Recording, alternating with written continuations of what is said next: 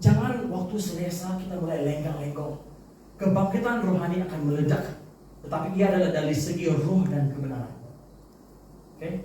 Yang dikasih dalam Tuhan, marilah kita mendengar apa yang Tuhan sedang lakukan di kalangan engkau dan saya, di sini, di tempat ini, dan juga dengan kebersamaan dengan yang lain. God is doing something awesome, and God is laying the foundation, dasar yang kuat, supaya kebangkitan ini tidak akan datang dan pergi. Haleluya. Kita akan alaminya. Dan Goshen, kamu tunggu saja, sesuatu akan terjadi di Goshen. Kamu tertanya-tanya, Tuhan, apa misi dan visi kami di Goshen? Pada waktunya kamu akan tahu strategi Tuhan. Dan tiba-tiba, saya sedang berenung bahwa tiba-tiba ia akan mulai berbuahkan hasil. Apa yang kamu sedang bergelut sekarang, apa saja penentangan, serangan, oke? Pada waktu Tuhan sedang meneguhkan iman kamu, oke? Luzio sama Lisa, Tuhan sedang meneguhkan iman kamu. Pada waktu ini, apa yang sedang terjadi ini? Contohnya, waktu istri saya sedang mengidam, dia mau cari papaya. Waktu itu susah mencari papaya, tidak tahu nih musim dia kali tidak ada papaya. Kalau dia mengidam sejak kadang-kadang kan goncang dunia saya, dia minta apa yang saya dapat cari. Saya berdoa syafaat dengan segenap hati, Tuhan bela dia mengidam sesuai dengan musimnya, Pak. Ya, tiba-tiba dia bilang, saya mau papaya. Papaya mana kau cari? Tuhan, bagi kami papaya. Kamu tahu apa yang terjadi? Kami minta betik, kami minta papaya. Kau tahu apa yang terjadi? Tiba-tiba burung melimpah. Kurang hasam yang burung. Tidak teman, tidak di sekolah, sembarangan berak. Tuhan, kami minta betik. Kenapa kau hantar ini burung besar bongkai di tempat kami ini? Tiba-tiba lepas 1 bulan, ada pokok betik lah melalui taimu itu. Bukan 1 pokok, 2 pokok. Tepat pada waktunya, pipi mau makan papaya sudah. Ada Tuhan, wahai maksudnya kita, ada. Jadi Lisa and Luzio, mungkin kamu sedang berdoa untuk sesuatu, tapi yang kamu dapat tai saja. Saya berdoa buat daripada taimu, bukanmu, daripada tai situasimu akan keluar apa yang kau perlukan. Amin. Tuhan menjawab cara yang luar biasa. Ada masanya melalui tai, tapi jangan jadi tai. Haleluya. So when God answers, bila Tuhan menjawab doa, luar biasa sekali. Syukurlah saya tidak dapat tutai, saya cuci. Mati di petang. Sia-sia, baru mati. Padahal Tuhan utus dia untuk birak di tanah kita supaya ada betik. Jadi yang dikasih dalam Tuhan, kenalilah apa pekerjaan Tuhan, apa pekerjaan iblis. This is revival days, haleluya. Amos 9, 11, 12. Kita berjalan seiring dengan ini. The church without walls. Gereja tanpanya dinding-dinding. Kita mulai beroperasi dalam rumah ke rumah. Haleluya. So, 3 tugu kerajaan Tuhan. Firman, doa, dan puji penyembahan. Haleluya. Dan gaya hidup seorang Kristen. Kisah Para Rasul 13:22. Daud kejar hati Tuhan. Daud ada perkenanan Tuhan, dan Daud adalah pelaksana kehendak Tuhan. A man after God's own heart. Marilah kita seperti Daud yang mengejar hati Tuhan, perkenanan Tuhan, dan bukan setakat mengejar, tapi melaksanakannya. Haleluya. Oke, siapa dapat tolong bacakan? Kisah Para Rasul 13:22. Acts 13:22. Setelah Saul disingkirkan, Allah mengangkat Daud menjadi raja mereka. Tentang Daud, Allah telah menyatakan, Aku telah mendapat Daud bin Isai, seorang yang berkenan di hatiku dan yang melakukan segala kehendakku. Oke, so di sini yang dikasih dalam Tuhan. Marilah kita sama-sama menjadi seperti Daud. Seperti mana Musa mati, Saul juga sedang disingkirkan. Ya, seolahnya kita adalah hasil singkiran gereja. Tapi sebenarnya siapakah yang disingkir? Oke, Saul, raja yang disingkir. Daud pula yang diangkat oleh Tuhan. Kenapa? Aku telah mendapat Daud bin Isai, seorang yang berkenan di hatiku. Kenapa? Daud kejar hati Tuhan. He was chasing after God's own heart. Dan Bukan setakat dia rindu terhadap hadirat Tuhan, dia kejar apa yang berkenan di hati Tuhan, tetapi dia melakukan apa? Bukan satu dua, tapi segala kehendak Tuhan. Pada waktu ini Tuhan sedang singkirkan, kambing-kambing dengan domba-domba. The goat and the sheep. God is preparing us for something great. Tuhan sedang melakukan sesuatu yang dahsyat. And God is preparing the groundwork. Hallelujah. Thank you, Lord. Dan seterusnya, marilah kita menjadi Kristen yang berfungsi. Kita mungkin ada mentol. Mentol itu kalau fuse-nya sudah bakar, tidak ada cahayanya. Betul? Kita perlu menjadi functioning Christians. Kristen yang berfungsi. Jangan nama saja Kristen, bajunya Kristen, jampannya Kristen, kantutnya pun Kristen, tetapi tidak berfungsi. Kamu tahu ada bau Kristen di sana sini, tapi hidupnya tidak beroperasi. We have the Christian lingo, we know the hallelujah and amen, tapi hidupnya tidak ada hallelujah, tidak ada amen. So yang dikasih dalam Tuhan, marilah kita menjadi Kristen yang berfungsi. Mari kita baca Yesaya 49 ayat 8 sampai 10. Apa maksudnya Kristen yang berfungsi? Ada susulan, ada impact. Haleluya. Let's be functioning Christians. Jangan nama Kristen, tapi bila anak Tuhan jumpa hantu, kamu tahu lah macam mana jalan ceritanya. Jangan lagi menjadi Kristen yang tidak berfungsi. Amen. We want to make sure that we are functioning Christians, because that is what revival is all about. To live, untuk hidup. Revival maksudnya untuk hidup. Haleluya. Mari kita baca apa maksudnya untuk menjadi Kristen yang berfungsi. Yesaya 49, ayat 8. Siapa dapat?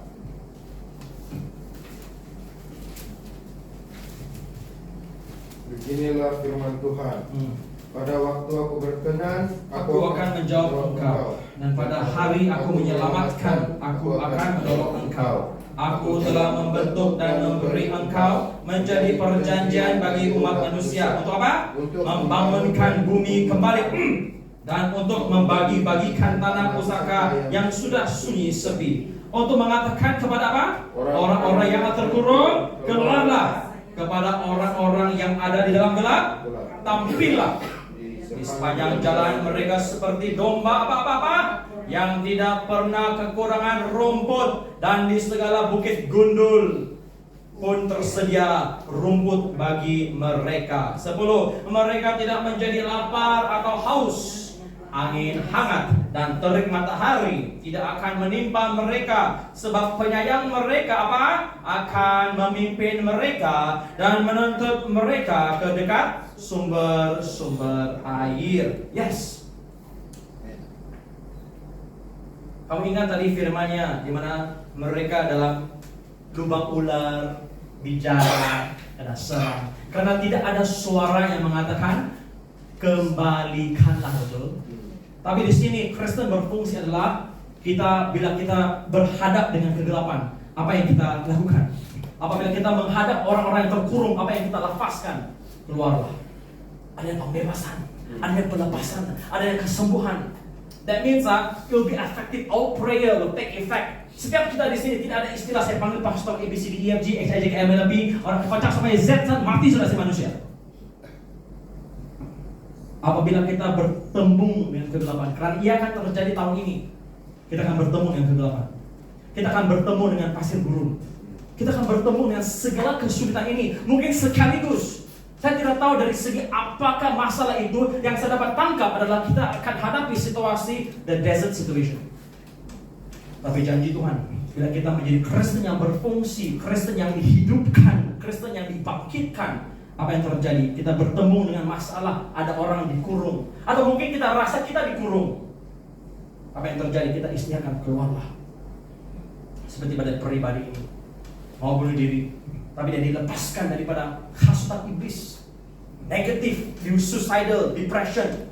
Dia dilepaskan dan sekarang dia kembali melayani Tuhan. Haleluya. Di antara penatua-penatua, keadaan ini membuat dia sedar iblis begitu licik. Dan responnya adalah saya akan lebih on fire for Jesus. Haleluya. Apabila kita ingat saja, bila kita bertemu dengan orang-orang yang terkurung, ataupun kita mendapati kita dalam keadaan dikurung, Kita hanya perlu ambil otoritas. Keluarlah dalam nama Yesus. Keluar. Nah, apabila kita bertemu dengan kegelapan ataupun orang-orang yang dalam gelap, kita hanya perlu katakan, tampillah dalam terang Tuhan. You don't have to stay that way. Kita tidak perlu dalam keadaan tersekat, karena adanya suara yang melafazkan restorasi. Haleluya. Adanya suara yang sanggup keluarkan suara. Sebab itulah bila kita berdoa secara korporat, keluarkan suara. Karena ada sesuatu akan terjadi bila kita keluarkan suara. Ini bukan masa untuk malu-malu, sudah. Buka suaramu. Haleluya. Dan istiharkan, lafazkan, nubuatkannya. Oke? Dilepaskan dalam nama Yesus Kristus. Tampillah, maksudnya apa? Apa maksud tampil? Kalau selalu kita tapuk-tapuk di belakang, tidak mau maju-maju, maksudnya inilah waktunya untuk tampil. Muncul. Haleluya. Bangkit. Jangan bilang next year. Tiada istilah next year. Semua agenda resolusi this year. Now. Tuhan bilang apa? Pada waktu yang berkenan. Firman Tuhan mengatakan, now is the time of salvation. Waktunya adalah sekarang. Saat ini. Itu yang pastor ajarkan. Have an agenda. Hari ini and 3 months from now. 3 bulan dari sekarang, apakah matlamat yang saya maukan? Apa buah yang saya maukan? Kalau mau tanam cili, perlukan 3 bulan. Oke? Kalau mau durian, paling-paling 7 sampai 10 tahun. Mesti ada agenda, bahkan. Bapak saya pegawai, Mbak. Selalu berfungsi. Hari ini puji Tuhan ada juga dapat guna-guna di ilmu-ilmu dia. Yang dikasih dalam Tuhan. Where do you see yourself 3 months from now, 5 months from now, 1 year from now? Mulai laburkan diri. Okay? Adanya strategi yang daripada Tuhan. Start planning dalam Tuhan. Apa penerobos yang kita inginkan? Kalau hafal firman, mulai makan banyak firman. Kalau berdoa, mulai ambil masa. Make time. Memang kita tidak ada masa, tapi buat masa. Spend time with God. Haleluya. So yang dikasih dalam Tuhan, iblis menang bila kita zip-zip. Mereka akan terus dalam kurungan. Mereka terus dalam lubang ular. Kalau tidak ada orang yang katakan apa? Restorasi.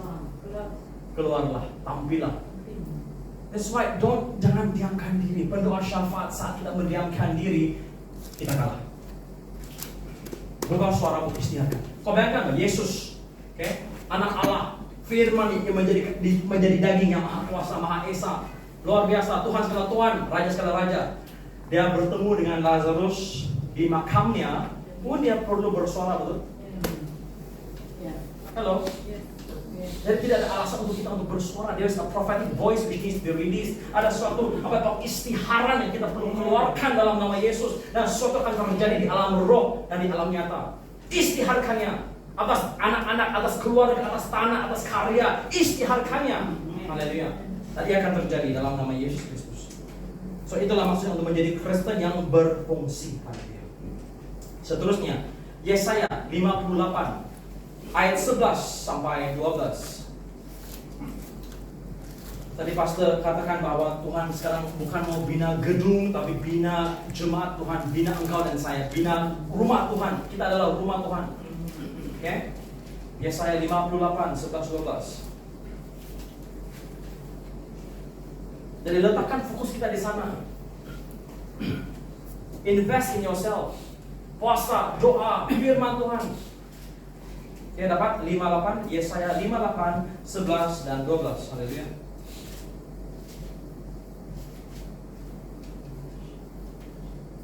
Saya membaca dari ayat 8, oke? 58 ayat 8. 58 ayat 8 sampai 12. Oke, haleluya. 1 2 ayat 8. Pada waktu itulah terangmu akan merekah seperti fajar, dan lukamu akan pulih dengan banyak kesulitan, tetapi luka kita akan segera disembuhkan. Jawaban kepada doa akan segera dijawabkan. Pembakaran akan datang dengan secepatnya bila kita perlukan dalam nama Yesus Kristus. Haleluya. Kebenaran menjadi apa? Barisan depanmu, dan kemuliaan Tuhan Barisan belakangmu luar biasa. Kita ada perlindungan depan, belakang, atas, bawah. Ayat 9, pada waktu itulah engkau akan apa? Mendiamkan diri. Engkau akan memanggil dan Tuhan akan membisu. Tuhan akan menjawab. Engkau akan jangan menyau-nyau. Roar! Engkau akan berteriak, minta tolong. Dan ia akan berkata, ini aku. Apabila engkau tidak lagi mengenakan kuk kepada sesamamu. Ini adalah lubang-lubang dosa yang kita perlu kendalikan, atasi. Dan tidak lagi menunjuk-nunjuk orang dengan jari dan memfitnah. Apabila engkau menyerahkan apa-apa, menyerahkan kepada orang yang lapar apa yang kau inginkan sendiri, dan memuaskan hati orang yang tertindas. Yes, kita akan diberkati, tapi jangan lupa menjadi berkat. Maka terangmu akan terbit dalam gelap, dan kegelapanmu akan seperti rembang tengah hari. Apa itu rembang tengah hari? Matahari paling kuat bersinar tengah hari, betul? Itulah terang engkau dan saya akan terbit sedemikian rancak kuatnya. Oke, ayat 11. Yahweh akan menuntut engkau senantiasa dan akan memuaskan hatimu di tanah. Ini yang kita akan alami. Saya tidak tahu apa yang akan terjadi, tetapi kita akan hadapi situasinya seolahnya di tanah pasir gurun. Oke, di tanah kering. Tetapi Tuhan akan membawa pembekalan. Tuhan akan menuntun engkau senantiasa dan akan memuaskan hatimu di tanah yang kering, dan akan membaharui kekuatanmu. Engkau akan seperti apa? Taman yang diairi dengan baik. Yes. Dan seperti mata air yang tidak pernah mengecewakan. Yes. Kita akan hadapi situasi di mana adanya kesulitan, tapi Tuhan pastikan kita ada air. Kita akan menjadi bukan saat ada air, tapi taman yang diairi. Orang lain tidak ada sayur, kita ada sayur. Orang lain kering kontang, kita ada air. Goshen. Ayat 12. Okay? Mengenai apa yang pastor sebutkan, Tuhan mau membina rumah Tuhan, yaitu manusia. Engkau dan saya selaku eklesia, jemaat Tuhan. Haleluya. Ayat 12. Tuntut firman Tuhan ini. Engkau akan membangun reruntuhan yang sudah berabad-abad. Ya, gereja sudah dalam keruntuhan berabad-abad. Hilang kuasa, hilang ajaran. Firman Tuhan, bukan saya bilang, firman Tuhan katakan, siapa buta seperti utusanku, siapa tuli seperti hambaku. Apa yang jatuh dalam gereja, Tuhan akan memastikan engkau dan saya terlibat untuk membangun dia kembali. Dan akan apa? Memperbaiki dasar yang diletakkan oleh banyak keturunan, banyak reformasi demi reformasi, banyak kebangkitan rohani demi kebangkitan rohani. Engkau akan disebutkan apa? Tolong baca. Yang memperbaiki yang membetulkan jalan supaya tempat itu dapat dihuni. Yes. Siapa yang akan bina kembali? Siapa akan membetulkan keadaan? Pastor ABC? Tidak. Firman Tuhan mengatakan engkau. Kita semua akan terlibat dalam pelayanan apa? Memperbaiki tembok yang tembus, yang membetulkan jalan supaya tempat itu dapat dihuni. That is revival. Itulah kebangkitan rohani. Okay? Bila adanya restorasi, maksud pemulihan. Hanya selepas pemulihan, hanya apabila kita kembali kepada dasar firman Tuhan, barulah kita akan alami kebangkitan ataupun pembangunan rohani. Haleluya. Dan dikasih dalam Tuhan, kitalah yang Tuhan akan pakai. Gereja tidak bermula dengan mega church. Walaupun adanya catatan 3.000, 5.000 diselamatkan, itu hanya angka lelaki, belum lagi termasuk bini dan anak-anak. Kalau bila ada 3.000 diselamatkan, yang dijaga makanan masih ada sekurang-kurangnya minimal 3.000 kali 2, ada bini, satu orang satu bini, 6.000. Nah, orang Israel paling kurang ada 3 anak, lebih bonus. Oh, kali lagi 3. Apa lah kira-kira? Yang dikasih dalam Tuhan, luar biasa. Gereja tidak bermula dengan mega. Masing-masing pergi ke rumah sendiri. Teruskan pekerjaan Tuhan, teruskan pengajaran, teruskan puji penyembahan, teruskan doa syafaat di rumah masing-masing. Haleluya. Thank you Lord. Sekarang kita pergi ke Matius 11. Pastor juga ada sebut mengenai ini ya. Matius 11, 12 sampai 15. Kita perlu sadar yang dikasih dalam Tuhan. Anything can take place anytime. We need to be prepared. Ia akan meledak secara tiba-tiba. Kita perlu persiapkan diri, persiapkan keluarga, persiapkan tanah, persiapkan bisnis kita untuk menerima menyahut Tuhan. Haleluya. Dan terlibat menjadi berkat. Thank you Lord.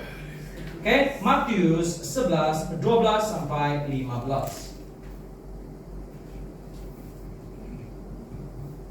Haleluya. Ini ada kaitannya dengan peperangan rohani. Oke.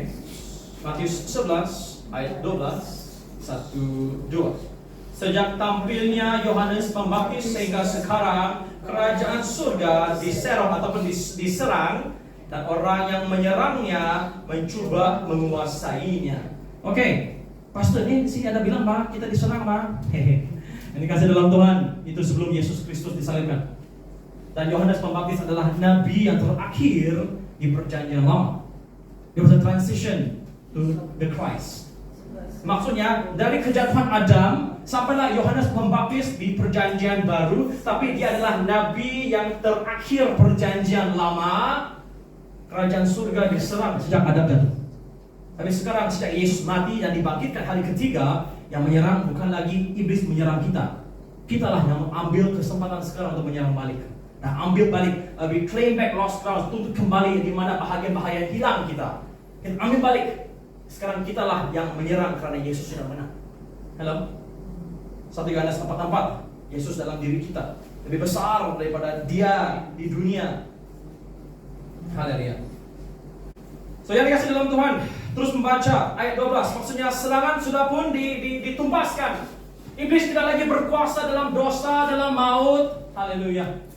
Dan sepanjang perjanjian lama, 1-2 nabi saja dibangunkan pada setiap era. 1-2 nabi, betul? Hero-nya 1-2. Tapi sekarang sejak Yesus mati, dan bangkit hari ketiga, dan kita diberikan Roh Kudusnya, sekarang kita semua menjadi tubuh Kristus. Kita semua boleh menang, kita semua boleh diurapi, kita semua boleh membangkitkan yang mati, sembuhkan yang sakit, bangkitkan yang apa yang ditahirkan, yang kusta. Kita semua. Kalau tadi Yohanes Pembaptis nabi terakhir di perjanjian lama. Ya. So yang sebelum Yohanes Pembaptis, nabi-nabi kecil adalah sebelum kedatangan lahirnya Kristus. Semua nabi-nabi. Dan maksud saya yang kan itu semua di perjanjian lama. Ya. Jadi ada beberapa nabi yang disebut juga orang tidak diilhamkan untuk menulis kitab lah begitu. Oke, yang diilhamkan menulis kitab semua ada nama-nama mereka di sini, sudah. So Yohanes Pembaptis adalah nabi terakhir perjanjian lama. Dan permulaannya perjanjian baru. Yesus memulakannya. So tidak ada istilah untuk karena Yesus bila dia baby, mereka masih perlu memberikan persembahan, pengorbanan, binatang masih perlu dijadikan pengorbanan, ada nilai liwi, iman tinggi. Tapi perjanjian baru kita tidak lagi perlu potong ayam, kerbau, lembu. So perjanjian lama sudah berakhir dengan Yohanes Pembaptis. So Yohanes Pembaptis menunjuk yang kita lama, nabi-nabi yang bernubuat sekian lama untuk seorang Mesias, seorang penyelamat. Perjanjian baru sudah datang, Yesus di depan kita. So berakhirnya perjanjian lama, penebusan melalui pengorbanan. Yesus menjadi pengorbanan. So tidak ada perlu lagi untuk ikut tradisi atau upacara ritual dalam bait suci. Alright. Kita terus membaca haleluya di ayat 13. Bila ada kesempatan tanya saja, Alright. Ayat 13. Sebab apa? Semua nabi, Dave dengar, semua nabi dan kitab Taurat bernubuat hingga tampilnya Yohanes. Dan jika kamu mau menerimanya, ialah Elia yang akan datang itu. Ayat 15. Apa dia bilang? Siapa bertelinga hendaklah ia dengar. Ada sesuatu yang kita perlu cangkul. Elia. Siapakah Elia? Apakah signifikasi si Elia? Apa kaitannya dengan Yohanes Pembaptis? Apa kaitannya dengan kita? Alright, kita pergi pada firman Tuhan. Ingat nama Elia. Alright, apa kaitannya dengan restorasi? Apa kaitannya dengan kebangkitan rohani? Kembalikanlah. Mari kita baca Matius 17 ayat 10 sampai 11. Siapa yang bertelinga hendaklah ia mendengar. Siapa yang mau mendengar, akan menerima wahyu. Apa kaitannya dengan pemulihan, restorasi? Alright. Matius 17 10 11. Dapat? Matius 17 10 dan 11. Satu dua. Lalu murid-muridnya bertanya kepadanya, kalau demikian mengapa ahli-ahli Taurat berkata bahwa Elia harus datang dahulu? Mereka percaya sebelum Mesias muncul, Elia perlu kembali dulu. Alright. Jawab Yesus apa?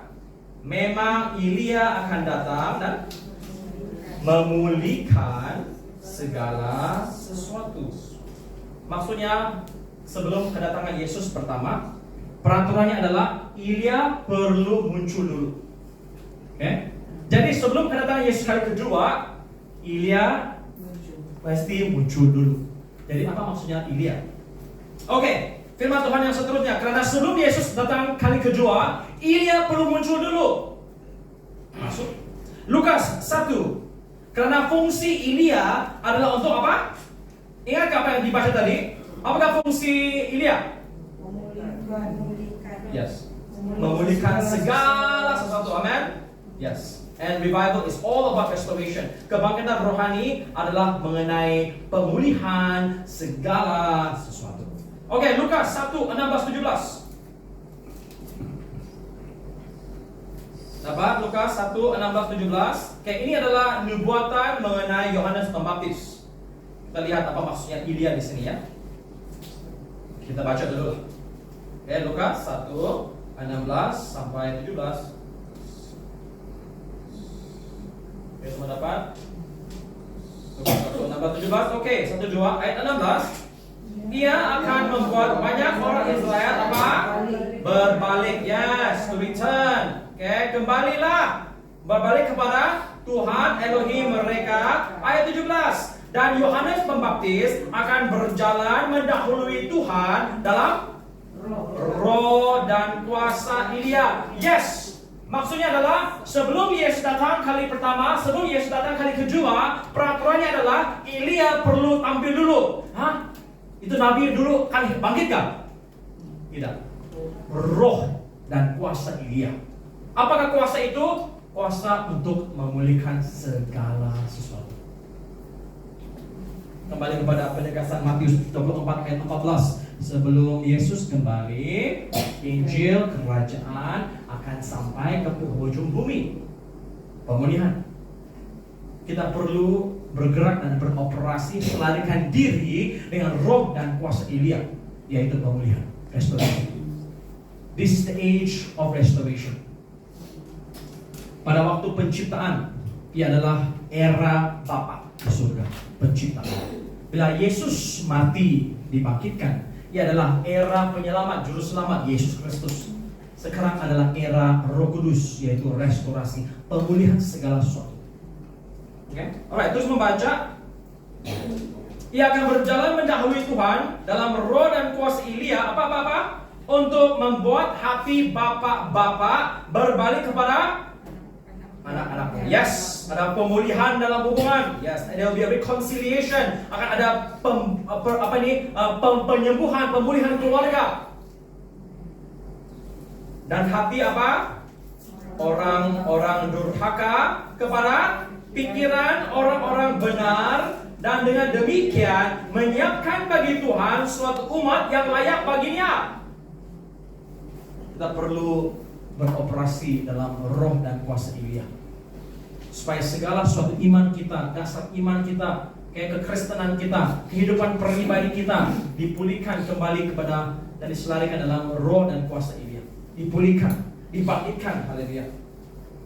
Supaya apa? Kita disiapkan menjadi apa? Bagi Tuhan, umat yang layak. Baru kita paham kenapa bukan semua Kristen diterima Tuhan. Kita perlu melayakkan diri. Dan hidup Kristen biasa. Haleluya. So, Tuhan pada waktu ini Tuhan mau pulihkan kita. Dasar percaya. Bila ada orang bilang, pastor, pendapatmu, saya tidak memberi pendapat karena pendapat saya tidak penting dan ia mati. Saya berikan firman Tuhan, ini kata firman Tuhan, ikut saja.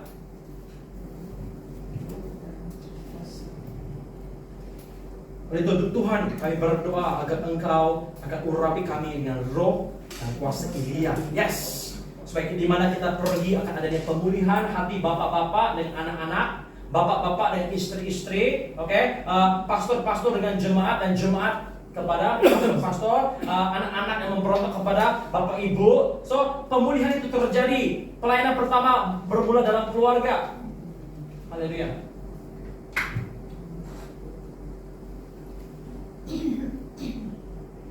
Maliaki 4:6.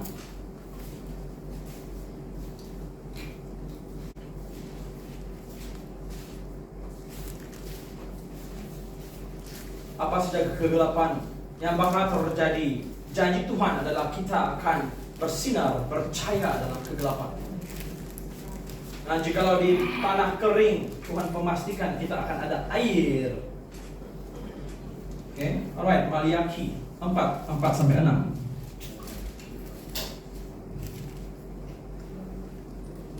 Dapat?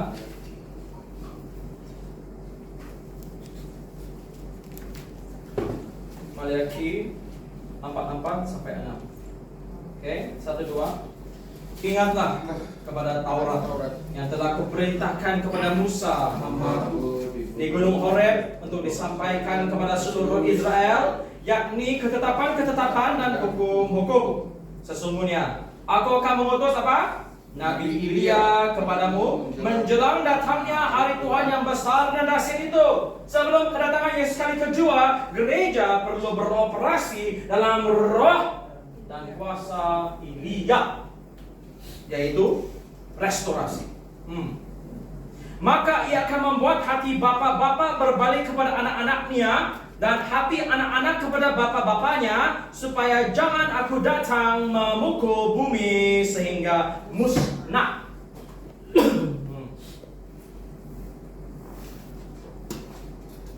Ayat 2, tetapi kamu yang takut akan namaku, bagimu akan terbit surya kebenaran dengan kesembuhan, yes, kesembuhan, restorasi pada sayapnya. Kamu akan keluar dan berjingkrak-jingkrak seperti anak lembu lepas kandang. Kamu akan menginjak-injak orang-orang fasik. Maksudnya kita akan memusnahkan kuasa-kuasa gelap. Kita akan kalahkan si musuh yang coba serang balik. Mereka lah yang akan dihantam, bukan umat Tuhan. Amin. Haleluya. So hiduplah dalam terang Tuhan. Jadi yang dikasih dalam Tuhan. Yohanes Pembaptis bergerak di bawah kuasa dan roh Elia, betul? Apa yang Yohanes Pembaptis khotbahkan? Sangat penting. Yes. Sebab itulah kita juga seumpamanya, bila kita diurapi dalam roh dan kuasa Elia, khotbahnya pun sama. Bertobat maksudnya untuk berpaling kembali kepada Tuhan, berbalik kepada Tuhan, berbalik kepada Injil Paulus, berbalik kepada Injil Petrus, berbalik kepada Injil dasar profetik dan apostolik, berbalik kepada dasar firman Tuhan. Tidak ada firman Tuhan yang lain selain yang kita ada. Tidak ada Injil yang lain selain Injil yang diajarkan melalui firman Tuhan. Oke, Matius 3, Yohanes Pembaptis 3 ayat 2-6. Sebab itulah marilah kita berbalik kepada Tuhan. Mari kita buang segala Injil kemakmuran, Injil keselesaan, kemalasan. Buang segala Injil-Injil kemanusiawian yang hanya menegaskan sukses di dunia, tapi tidak ada unsur restorasi. Tidak ada kuasa untuk melepaskan mereka dalam penjara. Tidak ada kuasa untuk membawa terang kepada mereka dalam kegelapan. Matius 3 ayat 2. Dapat? 1-2 ayat 2, bertobatlah sebab kerajaan surga sudah dekat. Ya, karena Yesus kan kedua sudah dekat. Ayat 3, sesungguhnya dialah yang dimaksudkan Nabi Yesaya ketika ia berkata apa-apa? Ada suara orang yang berseru-seru di padang gurun, persiapkanlah jalan untuk Tuhan, luruskanlah jalan baginya. Yang dikasih dalam Tuhan, apa yang kita lakukan di sini berjam-jam, kita sedang persiapkan jalan untuk Tuhan. Kita sedang luruskan kehidupan kita untuk menyahut Tuhan. Dan juga untuk mempersiapkan diri untuk kebangkitan rohani terjadi. Oke, kita sambung. Saya mau sentuh mengenai tahun Pei Gimel 5, 7, 83. Mari kita baca di ayat 4, luar biasa. Tahun apa? Ingatkah? Pei Gimel tahun apa? Unta. Sangat penting untuk kita pastikan kita bergerak di dalam urapan unta. Karena unta sahaja boleh hidup dalam pasir gurun. Lihat di sini ayat 4. Lihat Yohanes Pembaptis yang diurapi oleh kuasa dan roh Elia, bagaimana dia berpakaian. Ayat 4, Yohanes memakai jubah bulu monyet. Pastikan kita pakai baju yang ngam. Kalau kawin pakai baju polo, t-shirt. Kamu tahu kenapa Daud tidak tukar bajunya menjadi tentara lawan Goliat? Dia setia dengan peranannya sebagai gembala. Hanya gembala, hanya hamba Tuhan di bawah urapan kuasa Tuhan mampu menumpaskan Goliat sang gergasi. Karena tentara manusiawi sudah kalah. Dan kita akan menghadapi cabaran untuk tukar baju. Baju bulu monyet. Baju apa? Adidas. Hah? Dunia akan mempengaruhi kita. Tukar baju kau.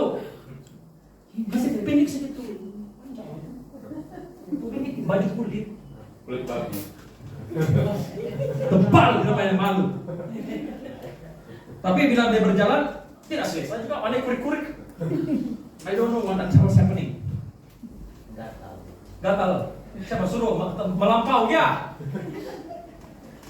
Ayat 4. Sebab kenapa Daud menang dalam peperangan rohani? Dia setia dalam jabatan sebagai seorang gembala. Walaupun tidak secantik orang lain, tidak sekilat orang lain, walaupun tidak se-updated dengan orang lain. Baju biasa-biasa, baju gembala. Raja Saul bilang, kau pakai baju siap. Dia pakai terlalu barat. Apa? Pakai baju, balik lagi baju gembala dia. Dia setia dalam jabatannya. Dia tidak undur diri. Tapi dalam urapan seorang gembala, dia tumpaskan sang gergasi. Dan di sini, jika kita mau survive dalam tahun unta ini, kita perlu pastikan kita adalah unta karena pasir gurun sedang terjadi. There will be a dryness. There will be a desert-like experience which will occur our nation this year. Yang akan terjadi tahun ini di mana adanya kesulitan, di mana adanya satu cabaran. Saya tidak tahu apa yang akan kekurangan. Saya tidak tahu apa yang akan menjadi kekeringan. Tapi itulah dasar pernubuatan tahun ini yang saya terima daripada Tuhan. Oleh itu kita perlu bersiap. Hanya unta sahaja yang boleh mengharungi tahun ini. Oke, Yohanes memakai jubah bulu unta dan ikat pinggang kulit. Ini adalah jabatan seorang nabi karena Elia pakai baju yang sama. Ini adalah jabatan seorang nabi. Maksudnya kita perlu bersifat nubuatan. We need to be prophetic. Kita perlu mendengar dari Tuhan dan memelafazkan sabda Tuhan, firman Tuhan. Haleluya. Oke, jangan takut apabila Tuhan meletakkan satu pernubuatan di hatimu. Jangan terus lepaskannya kalau ia adalah untuk seorang pribadi. Berdoa dulu. Berdoa dulu. Lepas kamu berdoa, minta Tuhan untuk kepastian. I hope you're writing notes. Karena saya sedang mengajar kita dasar-dasar untuk bernubuat, untuk berbicara kepada seseorang yang memerlukan. Oke? Apabila Tuhan letak dalam hati satu firman, satu ayat, sabda suara Tuhan kepada seseorang pribadi, jangan terus-terus kasih tahu. Berdoa, ambil masa berdoa dulu. Tuhan perlu bekerja. Lepas kamu berdoa untuk pribadi ini, selari dengan suara yang kamu baru dengar daripada Tuhan. Lepas berdoa minta kepastian. Confirmation. Oke? Dan lepas itu berdoa agar Tuhan sendiri berbicara kepada pribadi itu. Tanda-tanda. Maksudnya dia akan dengar apa yang kau dengar. Nah bila kamu memberi tahunya mengenai apa yang kau dengar, ya satu kepastian. Oke? Alright. Dapat suara Tuhan, berdoa. Oke? Satu untuk kepastian. Untuk kamu yang sedang berdoa. So kamu tahu dia bukan daripada suara sumbang. Oke? Jangan terlalu yakin. Tapi di sini merendahkan diri untuk pastikan ia daripada Tuhan. Dapat suara Tuhan, minta kepastian. Confirmation. Berdoa. Terus berdoa. Dapat confirmation, ada satu situasi yang mengesahkan suara itu. Terus berdoa untuk pribadi yang bakal menerimanya. Dan berdoa bahwa pribadi itu akan sendiri dengar daripada Tuhan. Bila saat masanya sudah genap untuk kamu melepaskan profetik itu, ya satu kepastian yang diteguhkan. Supaya tidak ada orang yang tersinggung. Kofi kau ni apa ni? Ahli surga. Elakkan keadaan seperti itu. Spend time praying. Okay? Alright. So jadi kasih dalam Tuhan. 2 Raja-Raja 1 ayat 8. Tidak payah pergi ke situ, tulis nota saja. Itu adalah baju Elia. Dia pakai jubah bulu unta. Okay? Raja-raja berapa? 1 ayat 8. Itu adalah jubah yang dipakai sama oleh Elia sendiri yang dikasih dalam Tuhan. Marilah kita diurapi oleh urapan unta ini supaya apa saja kesulitan yang bakal kita hadapi, kita dapat mengatasi. Amin. Alright. Bulu unta adalah jubah ataupun jabatan seorang nabi. Nabi akan mendengar suara Tuhan sebelum kejadian terjadi. Foresight. Dia akan dengar suara Tuhan sebelum ia terjadi. Dia persiapkan diri sebelum ia terjadi. Seseorang yang mempunyai karunia profetik, kita tidak semestinya menjadi nabi, tapi karunia itu kita wajib ada, yaitu kepekaan. Kita mampu mendengar dan melihat dalam roh, itu adalah karunia profetik atau nabi. Oke. Bulu unta profetik, jabatan profetik. Ikat pinggang kulit. Apa maksudnya ikat pinggang kulit? Dahulu pada waktu-waktu perjanjian lama, mereka yang pakai ikat pinggang kulit ini adalah orang yang bekerja, middle class, laborer, pekerja biasa saja. Maksudnya apa di sini? Tadi kita sebut mengenai Kristen yang beroperasi, yang berfungsi. Ini adalah maksud yang sama. Marilah kita beroperasi dalam prophetic and apostolic. Haleluya. Mari kita bekerja. Kita perlu ada susulan. Meskipun adanya profetik, kita perlu ada usaha untuk kerjakannya, guys. Contohnya kalau Tuhan memberikan Nuh profetik, suara Tuhan dia bilang akan terjadinya apa? Banjir. Kamu perlu buat ini perahu besar, bahtera besar menurut ukuran ini. Dia dengar saja, dia usahakannya, kosong juga. Yes. Sebab itulah jubah bulu adalah kepekaan dapat mendengar dan melihat apa yang akan terjadi, bakal terjadi. Dan the leather girdle ataupun ikat pinggang kulit, maksudnya kita perlu usahakan dan kerjakan menuju ke arah situ. Halo? Jangan dengar saja, tapi susulinya dengan tindakan kerja usaha. Karena kita mau menjadi Kristen yang berfungsi, beroperasi, yang hidup. Dan lihat dietnya pula. Ada yang maksud di sebalik diet makan minumnya. Apa dia makan? Dan makannya adalah apa signifikasi belalang? Yes. Ia adalah bencana yang bakal terjadi. Di dalam Keluaran bab 10, Wahyu bab 9, apabila disebut pasal locust ataupun disebut mengenai belalang, ia adalah bencana. Bencana yang akan menimpa, pelahap ataupun pemusnah. Siapa yang boleh mengatasi pelahap, pemusnah ini adalah mereka yang beroperasi dalam roh dan kuasa Elia. Mereka yang sudah beroperasi dalam urapan unta. Kenapa? Hanya mereka yang beroperasi di bawah roh dan kuasa Elia dapat makan belalang, dan bukan dimakan oleh belalang. Halo. Kita tidak dimusnahkan oleh bencana dan malapetaka. Kita yang beroperasi di bawah urapan Gimel, kita mampu makan belalang. Kita tidak akan ditelan oleh situasi. Kitalah yang menelan masalah. Haleluya. Halo. Sangat penting untuk kita selarikan diri dengan tahun ini, Pei Gimel. Tahun Gimel, tahun Gamal, tahun Unta. Karena kita akan menghadapi tanah kering. Tak hanya unta saja tidak diberi kesan oleh tanah kering. Karena sekaligus dia minum air boleh bertahan 6 bulan. Sebab itulah di sini adanya air, aliran sungai kehidupan. Kita minum berjam-jam boleh bertahan sampai berbulan-bulan dalam nama Yesus Kristus. Amin, masuk untuk minum. Dan bila dia minum bukan ala-ala dia minum, bekal 6 bulan terus.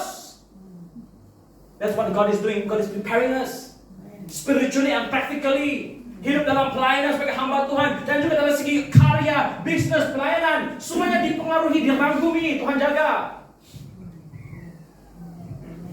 Kita tidak takut bencana. Bila belalang datang, kita makan dia. Haleluya. Haleluya. Jangan dimakan oleh belalang. Dan kemudian selepas itu kita makan belalang, apalagi dia makan ini? Madu hutan. Ini kita perlu pay attention, kita perlu memberi perhatian. Apakah maksud ini? Satu, kita lebih dari pemenang. Bencana malapetaka terjadi, kita makan dia. Dan kita Dan apa maksudnya madu hutan? Bukan madu bandar yang tambahnya dengan gula dan air. Tawar. Betul. Gereja bandar hari ini banyak madu bandar. Semut pun banyak datang. Madu tulin. Carilah mana semut pun dapat jumpa. Air gula lah banyak. Sebab itulah Tuhan bilang, siapa lebih tuli daripada hambaku? Siapa lebih pekak daripada hambaku, utusanku? Apa maksud di sini? Dia makan belalang, kita tahu sudah. Kita mengatasi situasi. Nah, situasi menjadi protein bagi kita. Belalang ada protein. Nah, ini bukan belalang kau yang kurus kenting itu, ha? Ini locust, basar kama. Basar macam ni. Ini. You see my finger? Boy, kita nampak tuh kurus krempeng itu.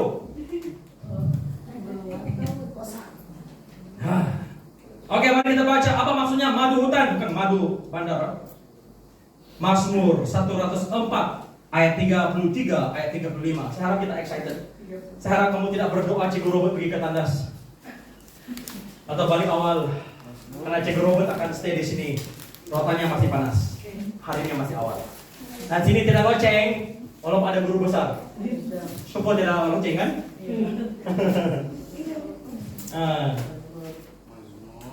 Mazmur 104 ayat 33 sampai 35. Maksud madu hutan.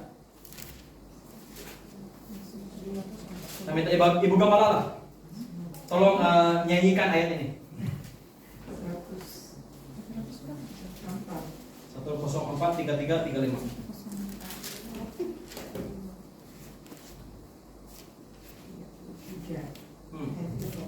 Oke, Mazmur 104 33 34. Firman Tuhan berbunyi demikian.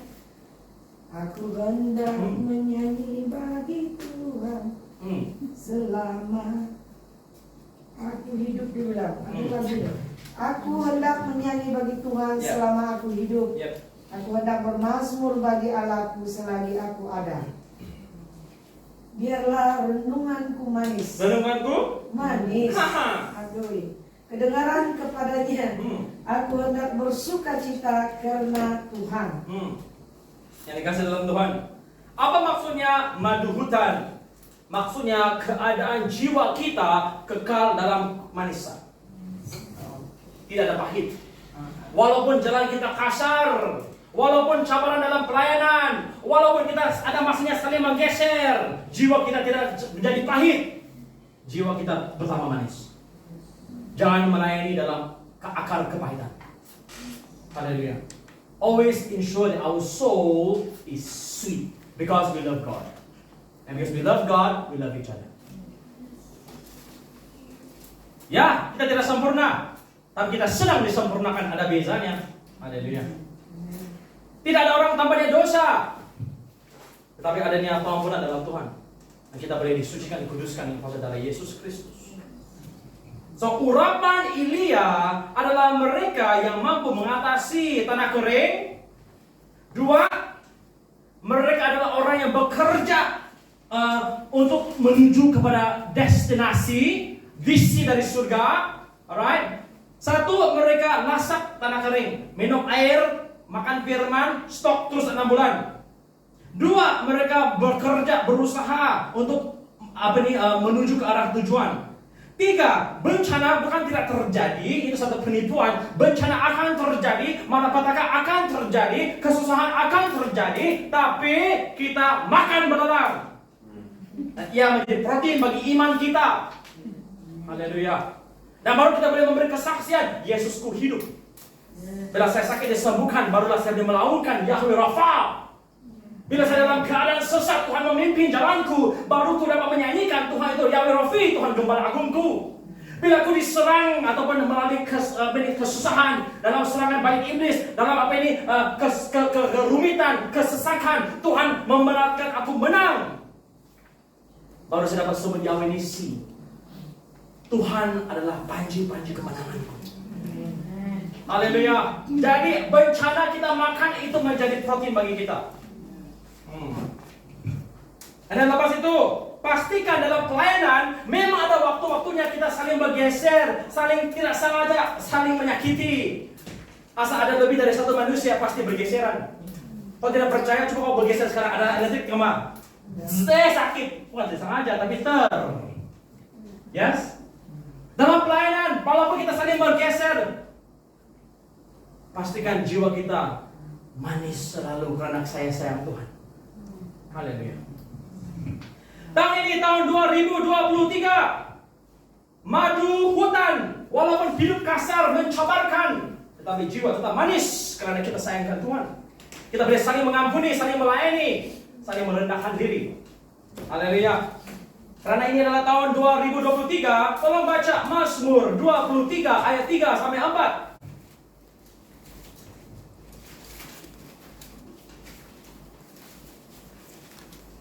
Apa saja situasi kita boleh mengatasi yang dikasih dalam Tuhan.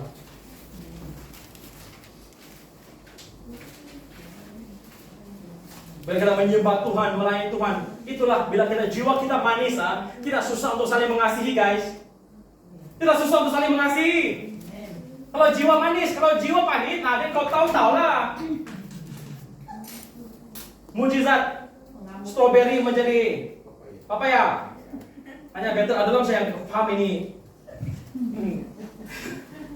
Kita tidak mau ini mujizat, di mana apa ini stroberi jadi papaya, kita mau papaya menjadi haleluya, dagunya tajam pajak gitu. Iya, oke, tolong baca 23:34. Tuhan adalah gembalaku, takkan kekurangan nyanyi.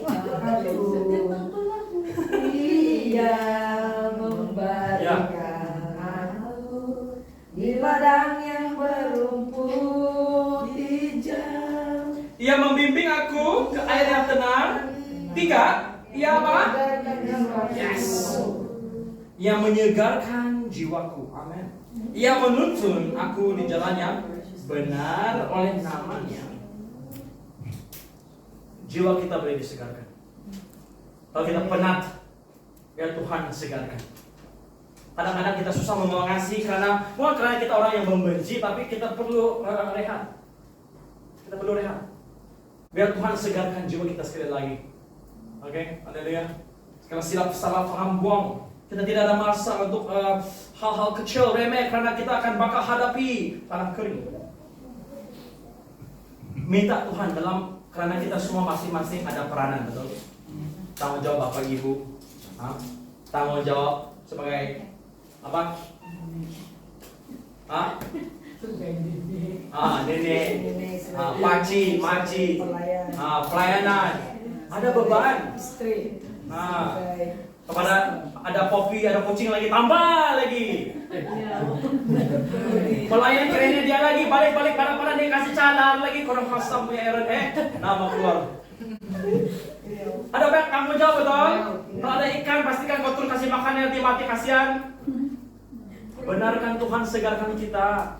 Kembali kepada jiwa yang manis. Madu hutan. Jangan jadi madu bandar. Gula saja tuh kosong.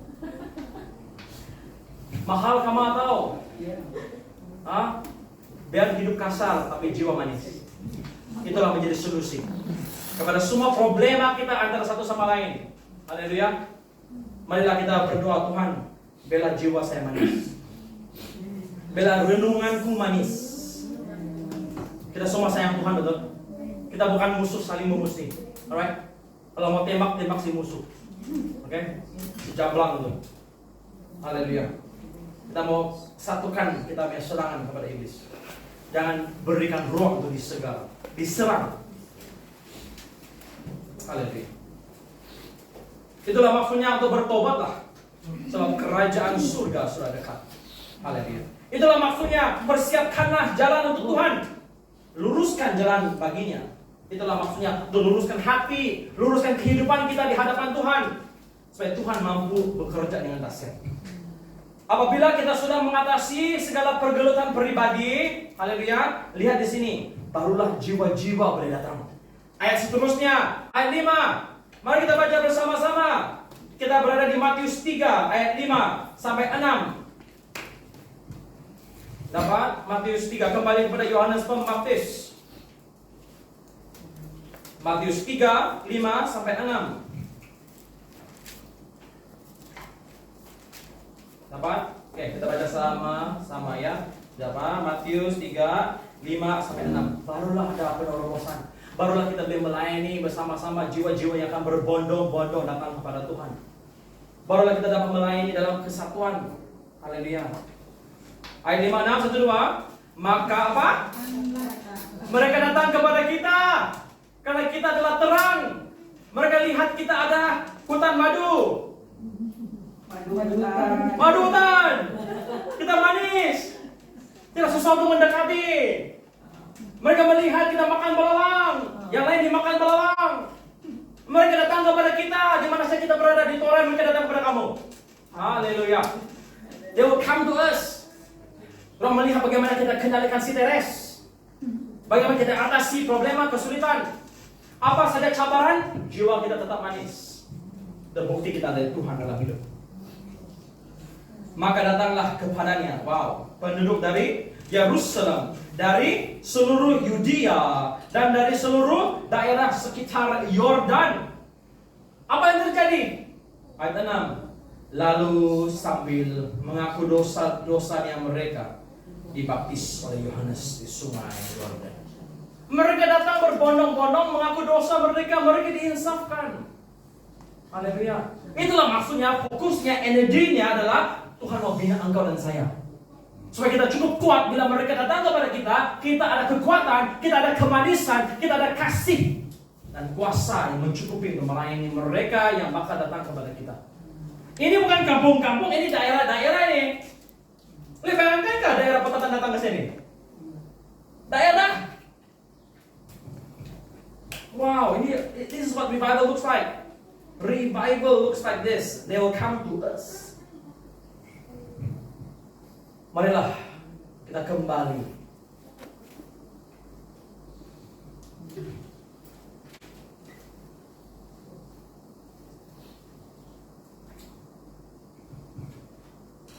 Seterusnya, mari kita kembali kepada hadirat Tuhan.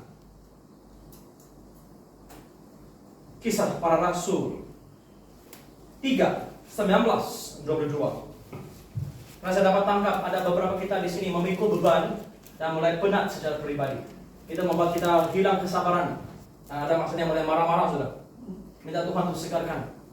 Jangan buka mulut kalau hati masih lagi dalam keadaan panas. Zip-zip, pergi bilik yang ada sudah ini cafe di sini. Minum kopi. Tenangkan hati sebelum kita buka mulut. Oke? Alright.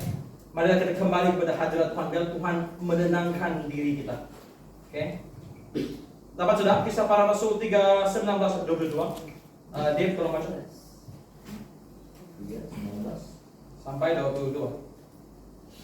Karena itu sadarlah dan bertobatlah, supaya dosamu dihapuskan, Yes. agar Tuhan mendatangkan waktu kelegaan Amen. dan mengutus Yesus yang dari semula diuntukkan bagimu sebagai Kristus. Kristus itu harus tinggal di surga sampai waktu pemulihan segala sesuatu, Yes. seperti yang difirmankan Allah dengan perantaraan nabi-nabinya yang kudus di zaman dahulu. Bukankah telah dikatakan Musa, Tuhan Allah akan membangkitkan bagimu seorang nabi dari antara saudara-saudaramu, sama seperti aku. Dengarkanlah dia dalam segala sesuatu yang akan dikatakan kepadamu. Amen. Lihat di sini ya. Kata kunci yang pertama adalah apa? Segarlah. Salah, sebelum segar bertobatlah. Segarlah dan bertobat. Ya, sadar dulu baru bertobat kan. Jadi sadarlah dan bertobatlah. Tolong tulis ya. Ini adalah kunci, haleluya, supaya kita tahu apa fungsinya hadirat Tuhan. Yang pertama, sadar dan bertobat. Seterusnya hasil daripadanya adalah pengampunan. Lepas itu apa terjadi lepas pengampunan? Ayat 20, times of refreshing. Satu, sadar dan bertobat. Langkah seterusnya adalah kita akan alami waktu kelegaan. Kelegaannya dari segi jiwa, tubuh dan roh. Kita kuat marah karena kurang masa berdoa sudah nih guys. Kadang-kadang orang rasa kenapa nih saya kuat marah tiba-tiba nih ya? Kurang masa dalam hadirat Tuhan. Yang pertama, langkah pertama, sadar dan bertobat. Kemudian of course dosa dihapuskan, waktu kelegaan hasil daripadanya. Maksudnya waktu kesegaran. ABB mengatakan waktu kesegaran. Lepas waktu kesegaran, apa yang seterusnya? They come from the presence of God. Yes, from the presence hadirat Tuhan. Ayat 21. You may send Jesus Christ. Waktu apa? Pemulihan. English restoration nggak? Restoration Yes. of all things. That's right. Restoration of all things, pemulihan segala sesuatu. Jadi sadar bertobat, lepas itu waktu kelegaan daripada hadirat Tuhan, lepas itu pemulihan segala sesuatu, lepas itu ayat 22 ada ayat kebangkitan nggak? Grace of Allah akan Membangkitkan ini adalah nubuatan mengenai Yesus. Tetapi ia berkaitan dengan engkau dan saya. Seperti mana Yesus, kita juga berperanan menjadi seperti di Yes. Operating in the apostolic giftings, the prophetic giftings, like Jesus. Yes. So tulis sana, sadar bertobat, kemudian pengampunan, kemudian kesegaran, kemudian pemulihan, kemudian kebangkitan. Yesus bangkit dari mati, kita pun boleh bangkit. Kebangkitan rohani. Haleluya. So apabila kita tidak mampu berperang dalam roh, kita tidak mampu untuk beroperasi dengan berkesan. Kalau kita pernah, diamkan diri, kembali kepada kaki Yesus. Dan biar disegarkan sekali lagi, supaya kita berkesan. Bila kita berbicara ada urapan, okay? Dan pelayanan kita akan iringi dengan kasih. Ramai, kenapa? Saya melihat Tuhan sedang segarkan kita, jiwa kita, dan juga pastikan kita dalam kemanisan. Ingat saja, madu hutan madu.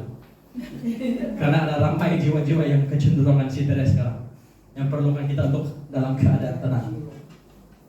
Ada ramai yang perlukan pelayanan sekarang, ramai stres dengan keadaan, ramai yang marah. Nah, kita perlu tenang. Jadi kok marah sama marah, lain nanti kejadiannya. Buku 5 yang keluar nanti. Oke? So pastikan kita kembali kepada hadirat Tuhan. Dan ceritanya kita semua tahu cerita Marta dan Maria. Kita tidak pergi ke sana, tulis nota saja. Lukas 10:38 sampai 42. Jangan seperti Marta yang sibukkan diri dengan pelayanan tapi lupa masa tujuh dengan Tuhan. Pelayanan bukan keutamaan. Untuk melihat pelayanan yang berkesan, yang adanya kuasa, impak, kesembuhan, pentahiran, kebangkitan, kita perlu pastikan kita ada deposit dulu. Waktu-waktu kesegaran dalam hadirat Tuhan, pasti ada depositnya. Sebelum melakukan kerja apa-apa, buka sekolah, kelas, sebelum berjumpa dengan orang, zip dulu, datang kepada kaki Yesus, minta strategi, minta pembekalan, minta supaya Tuhan isi hati ini. Oke? Haleluya, supaya kita berkesan dalam pelayanan kehidupan harian. Amin. Haleluya. So kembali pada hadirat Tuhan. Nah yang terakhir, marilah kita kembali menjadi serupa Kristus, bukan serupa pastor, denominasi, doktrin, menjadi serupa dengan Kristus. Haleluya. Dan itulah rahasia hidup dalam kepenuhan bila kita kembali menjadi serupa Kristus. Mari kita baca Efesus bab 1. Kunci segala berkat-berkat adalah untuk menjadi seperti Kristus.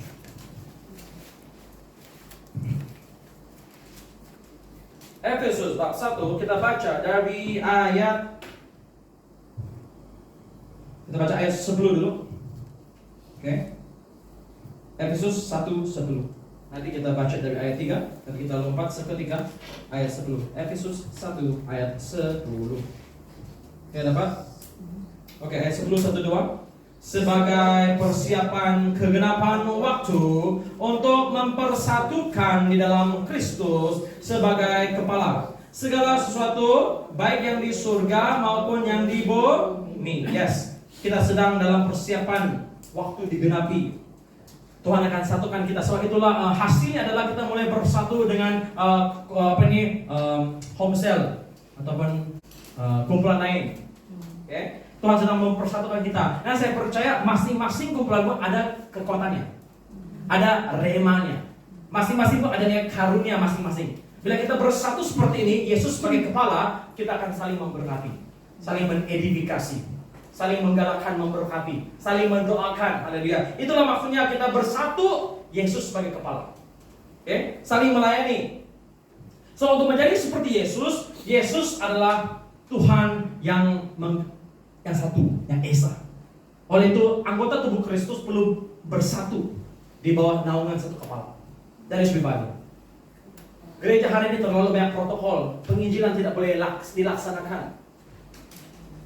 Okay? Tapi sekarang Tuhan mau kita dipimpin oleh Roh Kudus untuk bergerak dengan kepimpinan Tuhan.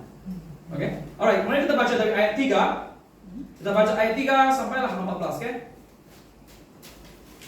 Oke, Efesus 1:3-1-2. Terpujilah Allah dan Bapa Tuhan kita Yesus Kristus yang dalam Kristus telah mengaruniakan kepada kita segala berkat rohani di dalam surga. Yes, bila kita bersatu dengan Kristus atau apabila kita menjadi serupa dengan Kristus, disitulah tersiratnya segala berkat rohani.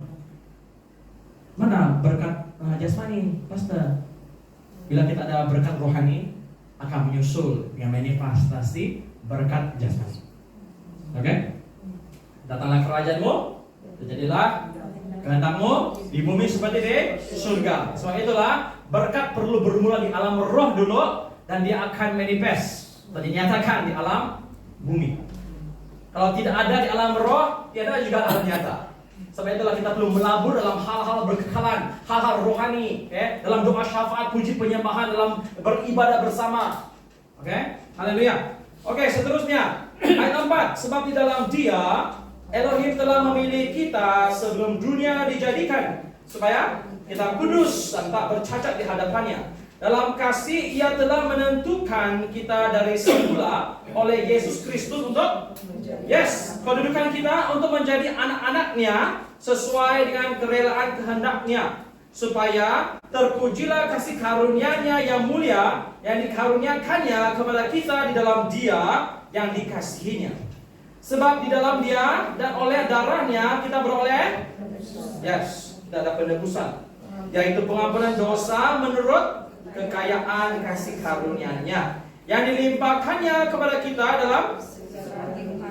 dalam Tuhan. Ada segala hikmat dan pengertian, ada berkat rohani, ada kedudukan sebagai anak-anak, ada pengampunan, ada hikmat dan pengertian. Sebab Ia telah menyatakan rahasia kehendak-Nya kepada kita sesuai dengan rencana kerelaannya, yaitu rencana kerelaan yang dari semula telah ditetapkannya dalam Kristus sebagai persiapan kegenapan waktu untuk mempersatukan. Tuhan sedang mempersatukan kita. Hasil daripada kebangkitan rohani, kita mulai bersatu dengan eklesia yang lain, bersatu dalam ladang Tuhan. dalam kerajaan Tuhan. Sebagai persiapan kegenapan waktu untuk mempersatukan di dalam Kristus sebagai kepala segala sesuatu, baik yang di surga dan bukan surga sahaja maupun yang di bumi. Aku katakan di dalam Kristus, karena di dalam Dialah kami mendapat bahagian yang dijanjikan.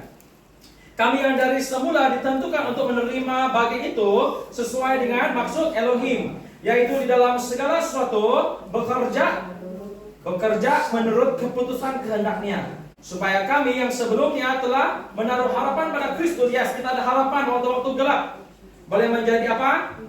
Puji-pujian bagi kemuliaannya. Di dalam Dia kamu juga, karena kamu telah mendengar firman kebenaran, yaitu Injil keselamatanmu. Di dalam Dia kamu juga ketika kamu percaya dimeteraikan dengan Roh Kudus. Sangat pentingnya untuk dimeteraikan dengan Roh Kudus kalau mau diangkat. Yang dijanjikannya itu, dan Roh Kudus itu adalah jaminan bahagia kita sampai kita memperoleh apa? The fullness, memperoleh seluruhnya, yaitu penebusan yang menjadikan kita milik Elohim untuk memuji kemuliaannya. Yang dikasih dalam Tuhan, marilah kita kembali untuk serupa dengan Yesus. Oke? Mari kita pergi pada firman di Roma 8:29-30. Tuhan sedang satukan kita dengan kumpulan yang lain. Yesus sebagai kepala, dan kita bersatu dalam kasih, melayani bersama dalam ladang Tuhan, haleluya, dan beroperasi dalam karunia-karunia. Inilah rencana Tuhan, inilah gerakan Tuhan, adanya kesatuan. Tolong baca Roma 8:29-30.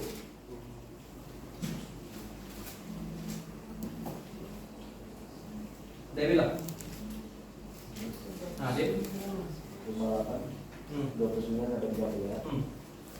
Sebab semua orang yang dipilihnya dari semula, mereka juga ditentukannya dari semula untuk menjadi serupa dengan gambaran anaknya, supaya dia, anaknya itu, menjadi yang sulung di antara banyak saudara. Dan mereka yang ditentukannya dari semula, mereka itu juga dipanggilnya. Dan mereka yang dipanggilnya, mereka itu juga dibenarkannya. Dan mereka yang dibenarkannya, mereka itu juga dimuliakannya. Amin. Yang dikasih dalam Tuhan, siapa adalah anak sulung? Hanya anak sulung dapat menuntut hak sulung. Dan kita semua sebenarnya telah diangkat menjadi anak-anak sulung. Haleluya. Jangan hidup dalam separuh-separa. Hidup dalam kepenuhan Yesus Kristus, supaya kita serupa dengannya dan kita akan alami kemuliaan Tuhan. Haleluya. Kita semua, bukan untuk 1-2 orang yang istimewa. Marilah kita menuntut hak kesulungan kita. Itulah Elisa meminta Elia urapan 2 bahagian. Sebenarnya yang diminta daripada Elia, Bapak, saya minta hak kesulungan. Elia tidak ada milik apa-apa. Yang dia ada hanya Roh Kudusnya. Jadi Elisa katakan, Bapak, saya mau apa yang kau ada, dan saya mau selaku anak sulung, saya mau sepenuhnya yang Bapak kau ada. Dia bilang, kalau kau setia sampai akhir, saya tidak mampu memberikannya kepadamu. Tapi kalau Tuhan melihat kamu layak, kalau kau setia sampai akhir, ia adalah milikmu. Yang dikasih dalam Tuhan, marilah sama-sama selaku anak-anak sulung rohani dalam Kristus menuntut 100% apa yang bahagian Tuhan untuk engkau dan saya. Oke, haleluya. Mari kita pergi ke firman Tuhan 1 Yohanes 4:17 pula. Kita semua adalah anak-anak sulung rohani.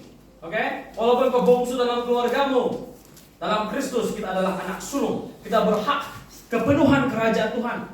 Bukan orang istimewa saja ada, tapi kita semua ada. Tapi adakah kita berani menuntutnya? Adakah kita berani mengejarnya? Adakah kita setia sampai akhir untuk mendapatnya? Oke, 1 Yohanes 4:17.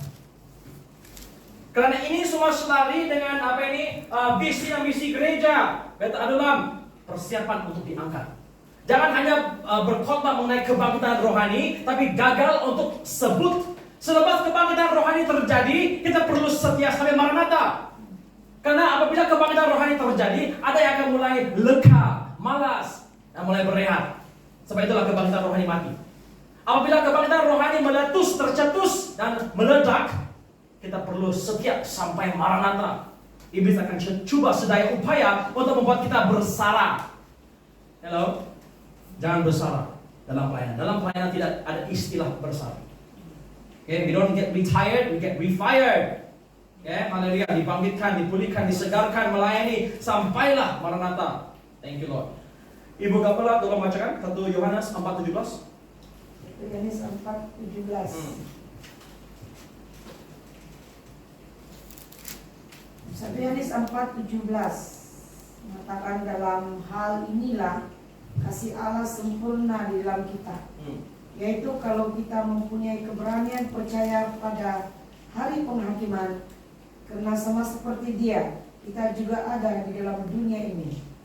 Sering-sering bela ajaran penghakiman sudah. Orang takut kan? Dikasih dalam Tuhan bila kita serupa dengan Kristus, hari penghakiman bukan hal bagi kita. Karena kita seperti Yesus. Kita bukan dihakimi, kita diangkat. Mereka yang tidak taat kepada Tuhan akan dihakimi dan dihukum. Dan kita diangkat karena kita adalah anak-anak surga. Haleluya. Oke, tolong baca bab 3 ayat 2 sampai 3. Kita baca bersama-sama 1 Yohanes 3 ayat 2 sampai 3. Marilah kita kembali menjadi serupa seperti Kristus. Karena hanya mereka yang serupa, yang menjadi kembar kepada Kristus akan layak untuk diangkat. Sebiji hidup kita di bumi seperti Tuhan. Dan malah Yohanes 14:12 katakan lebih dahsyat, lebih besar lagi perbuatan pekerjaan kita di akhir zaman ini. Oke, dapat 1 Yohanes 3:2 sampai 3. 1:2. Saudara-saudaraku yang kekasih, sekarang kita adalah anak-anak Elohim, tetapi belum nyata apa keadaan kita kelak. Akan tetapi kita tahu bahwa apabila Kristus menyatakan dirinya, kita akan menjadi sama, satu biji seperti Dia. Sebab kita akan melihat Dia dalam keadaannya yang sebenarnya.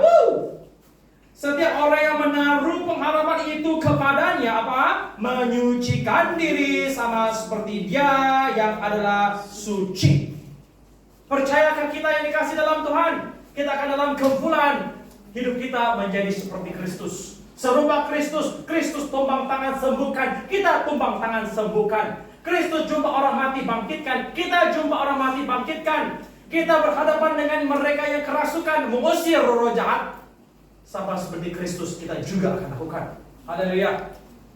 So, yang dikasih dalam Tuhan, kita tidak perlu takut pada hari penghakiman. Karena kalau kita hidup dalam kepenuhan hak kesulungan sebagai anak-anak Tuhan, serupa dengan Yesus Kristus, hidup seperti Dia di bumi, bila hari penghakiman, engkau dan saya akan diangkat. Haleluya. Kita akan bersama dengan Tuhan. Kita tidak akan dihukum seperti dunia.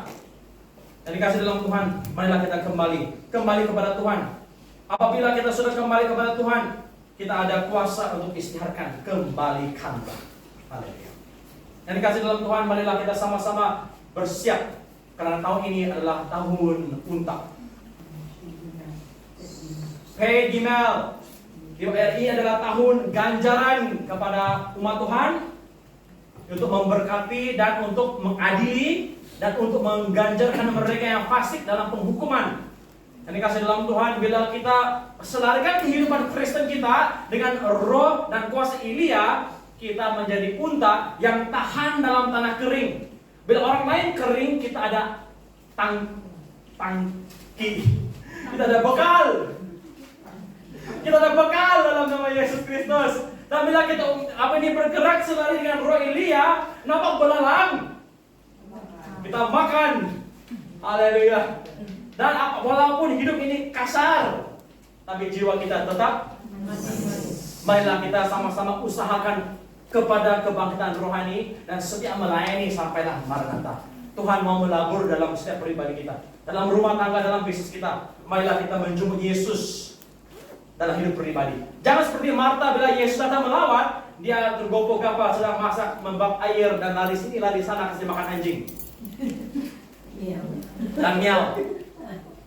Bila Yesus melawat, pastikan kita ada waktu teduh dengannya. Haleluya. Spend time seperti Maria yang tidak meninggalkan kaki Yesus walaupun adanya banyak tanggung jawab. Keutamaan kita Yesus Ya, kita di kakinya. Disitulah perwakilan penguasaan. Haleluya. Marilah kita excited apa saja yang bakal menimpa tahun 2023. Bela Tuhan menjadi gembala agung. Amin. Haleluya. Mari kita berdoa. Terima kasih Tuhan. Haleluya.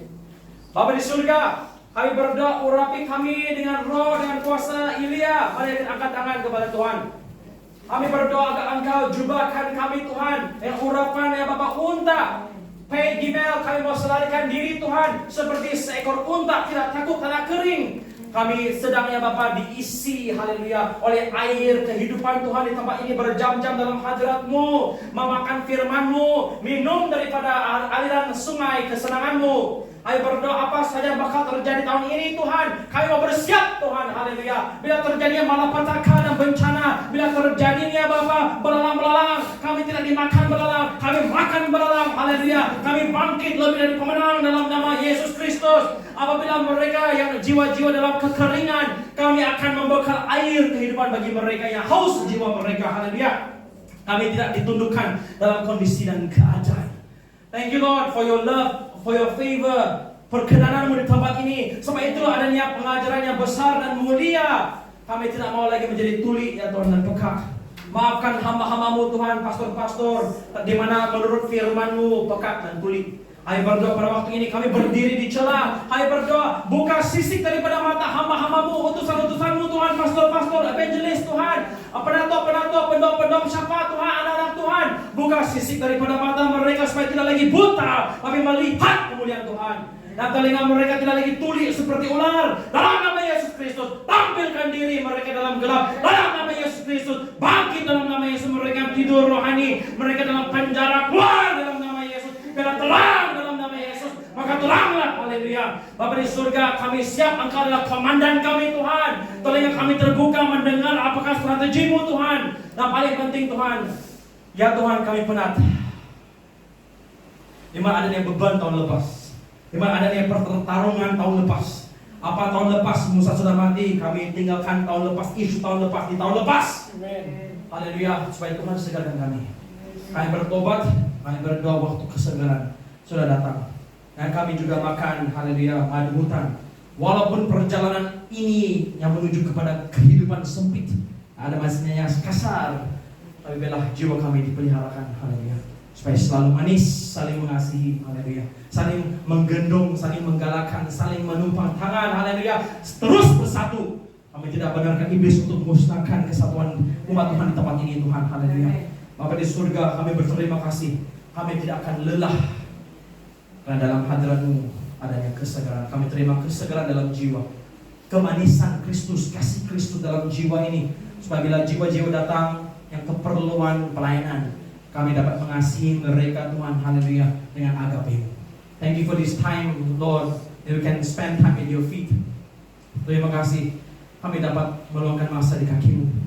Kami sudah mendengar sabda-Mu. Saya berdoa Tuhan agar Engkau terus pimpin kami, haleluya. Airi jiwa kami, supaya kami juga mampu mengairi jiwa-jiwa yang kehausan dan ketandusan. Lindungi pelayanan ini, lindungi persekutuan kami, lindungi keluarga kami yang besar, dan jemaat Tuhan yang tidak sempat hadir. Saya berdoa Tuhan agar Engkau lindungi. Supaya kami, haleluya, akan berjalan bersama, serupa dengan Kristus, bersatu, haleluya, dalam kasih Elohim. Terima kasih untuk waktu dan masa ini Tuhan. Kami siap, haleluya. Kami siap untuk beroperasi dalam roh dan kuasa Elia, berjubah dengan bulu unta, haleluya. Terima kasih Tuhan, segala kemuliaan, dan kami siap untuk bekerja ke arah visi dan misi ini, yaitu tali pinggang kulit, haleluya, the leather girdle. Kami berdoa Tuhan pada waktu saat ini, kami siap memberikan kekuatan, makan belalang dan juga makan, haleluya, madu hutan. Terima kasih Tuhan. We love you Lord, we praise your name. Biarlah kasih agape makin meningkat dalam hati ini.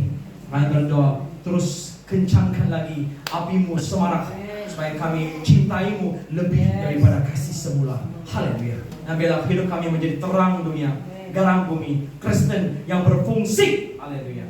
Thank you. Urapi kami, urapan yang khusus Tuhan, untuk persiapan, haleluya, untuk menghadapi cabaran tahun ini, agar nama Yesus dimuliakan, kemuliaan Engkau dinyatakan. We love you Lord, and we will love each other. Haleluya. Dalam nama Yesus kami yang percaya, kami bersama. Amin. Amin. Amin.